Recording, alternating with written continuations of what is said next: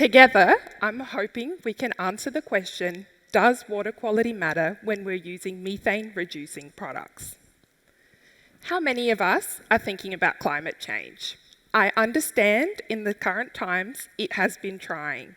Many of us are feeding sheep multiple times a week while trying to maintain at least one enterprise. Most of us are probably not thinking about our climate impact, especially in terms of methane production. But if there is one message I would like to get across to you today, it's better to be proactive rather than reactive.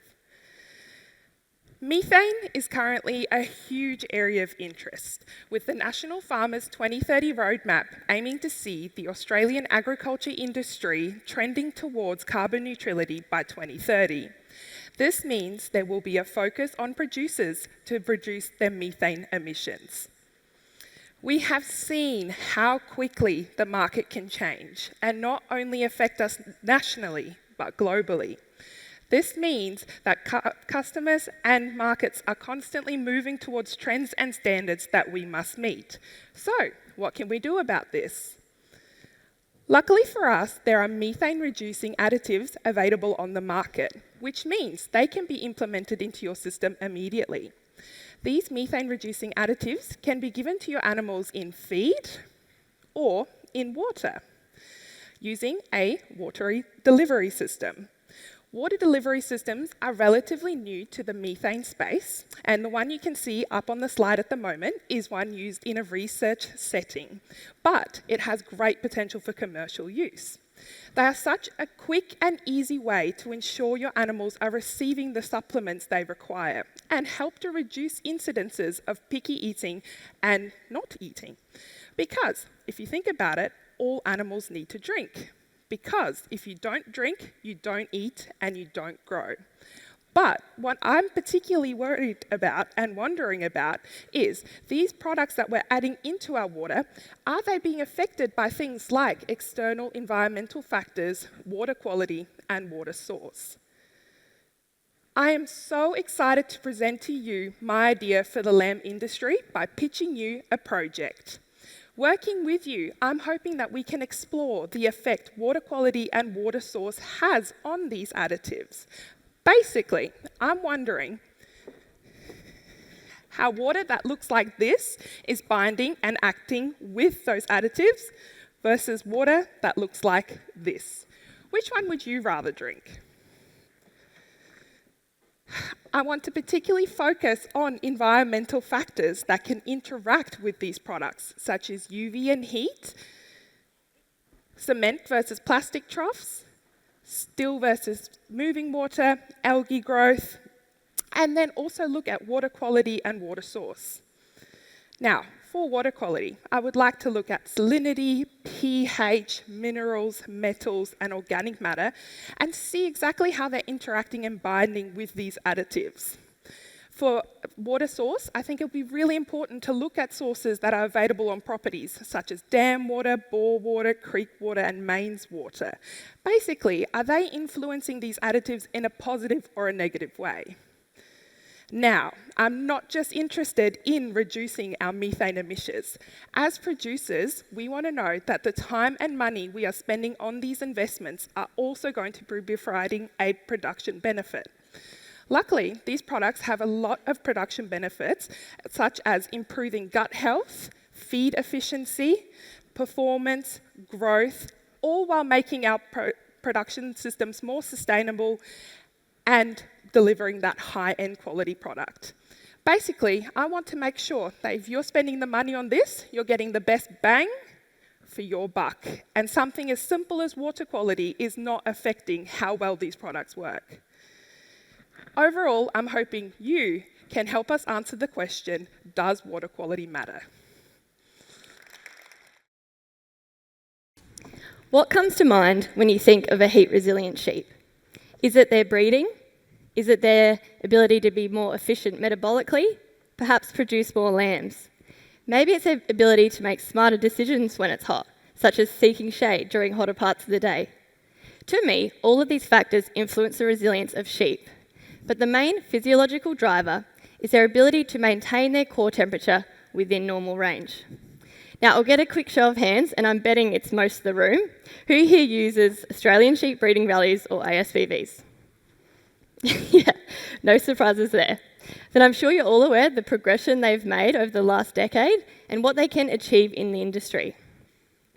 Now, imagine if, together, we could develop a breeding value for heat tolerance. How cool would that be? Not only could we identify more resilient individuals, but breed these animals forward, enabling our flocks to adapt better under harsh summer joining conditions. The importance of heat resilience in the industry is no secret. It's been a trend through the talks today. Annual temperatures are continuing to rise globally. As a result, sheep, especially here in Australia, are exposed to high temperatures more frequently and for longer durations. Under the current climate, heat stress at joining was reported to result in the loss of well over 2 million lambs, equating to about $120 million annually. We know just how significant, and controlled studies show this, just how significant the impact of heat can be on both ewe and ram fertility. So what can we do? We all know the best way to increase profit in any sheep enterprise is to get more lambs on the ground and have them survive through to weaning. Studies have shown that ewes and rams that maintain a lower core body temperature and cope better under harsh summer joining conditions do perform better. Some examples of this are an increase in ovulation rate, and we know that flocks with an increased ovulation rate produce more lambs per 100 ewes.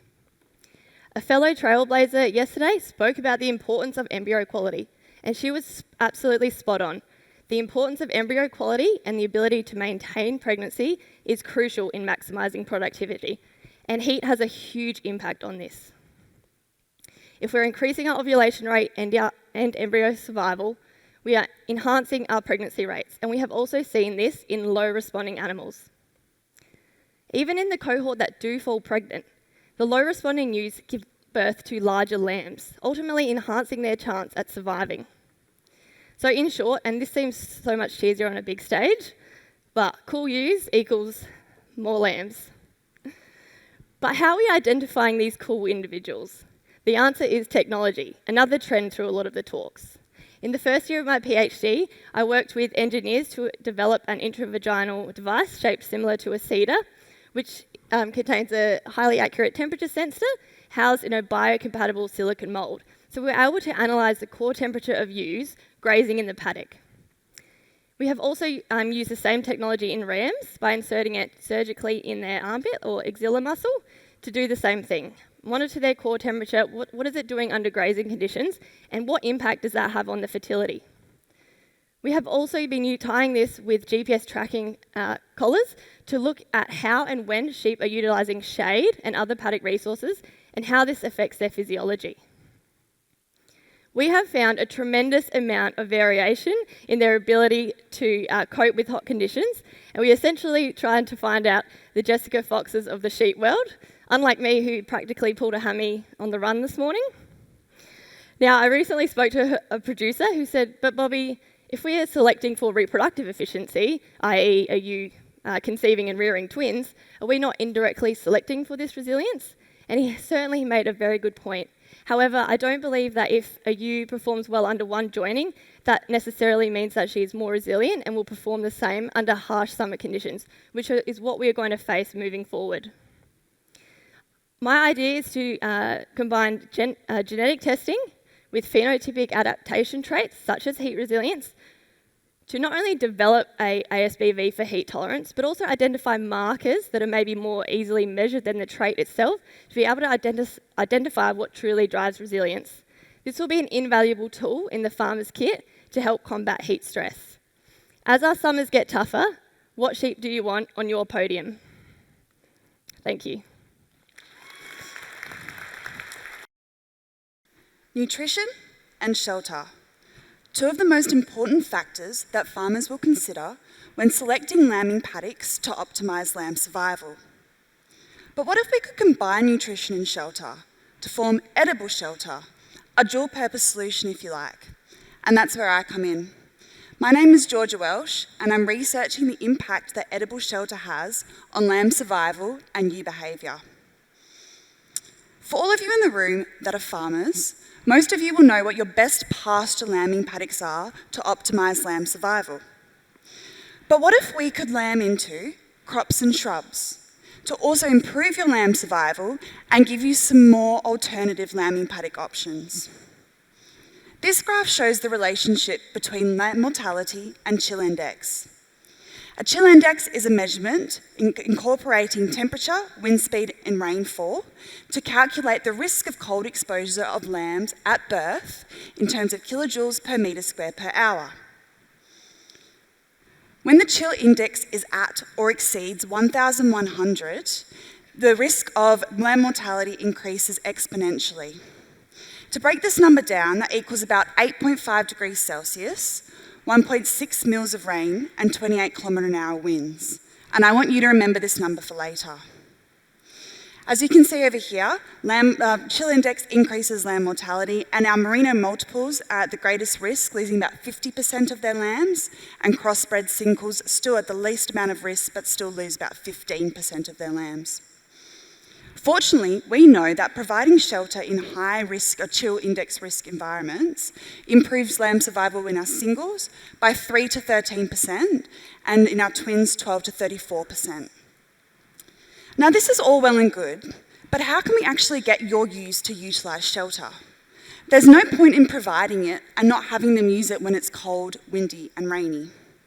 So what we thought was, why don't we combine shelter with a feed source to attract and retain ewes to get them to utilise the shelter and therefore improve lamb survival? And as scientists, we naturally decided to research this concept for crops and shrubs. Now let's break this down. In terms of nutrition, pasture paddocks will offer high quality forage, but so will crop and shrub paddocks. Cereal crop paddocks are really high in crude protein and energy, and shrub paddocks offer you high digestible organic matter, protein and minerals as well. In terms of food on offer, if you're grazing pasture paddocks during lambing time, your ewes will require between 1,200 to 1,500 kilograms of dry matter per hectare, depending on if they are singles or multiples. The feed on offer requirements for crop paddocks is currently unknown, but we're hoping to figure that out through this project. Shrub paddocks need to be grazed as a supplement rather than a standalone feed source. But research has shown that even when ample high-quality pasture is available, ewes will still choose to graze shrub paddocks, kind of like a novelty factor. In terms of shelter, pasture paddocks are generally more open and therefore exposed, whereas crop paddocks might provide more shelter, just given to the height of the crop. But again, this is unknown and we're hoping to figure this out through this project. Shrubs win out this round, blocking out winds for 3 to 5 times the height of the structure. Now remember that 1,100 number I asked you to remember earlier? Have a look at this graph. This is the chill index over a 12-hour period at one of our edible shelter sites in Western Australia. Notice that, on average, the pasture paddock has the highest chill index. And when the chill index peaked at about 7 p.m, the pasture paddock exceeded that 1,100 number for about 6 hours. The shrub paddock was only 1 hour, and the crop didn't even reach the threshold. It's pretty cool. There's a growing need for alternative feed sources, given the climate variability and increase in extreme weather events. It's been a bit of a rough start to the season this year in Western Australia, so some of our farmers have been choosing to lamb into shrub paddocks just because they've had more feed available in them than their pasture paddocks as well. Edible shelter also gives you more options. It allows you to effectively utilise paddocks that might be unsuitable for cropping, and also might allow you to give your pasture paddocks a rest during that winter feed gap. Also, if you're planting shrubs, it improves your ecosystem health. It's great for your soil and can reduce carbon emissions. Plus, native Aussie shrubs like saltbush have methane and worm-reducing properties as well. At the end of the day, edible shelter will improve your lamb survival, so it'll improve your profitability and animal welfare. And more lambs raised is better for you as producers and us as consumers. I hope this makes you reflect on how you utilise shelter within your enterprise and see if you can actually incorporate shrub or crop paddocks into your lambing paddock rotation. We're testing this concept at 28 farms in Western Australia, New South Wales, and here in South Australia. And by partnering with producers, we're hoping to understand edible shelter more and improve lamb survival one mob at a time. Thank you.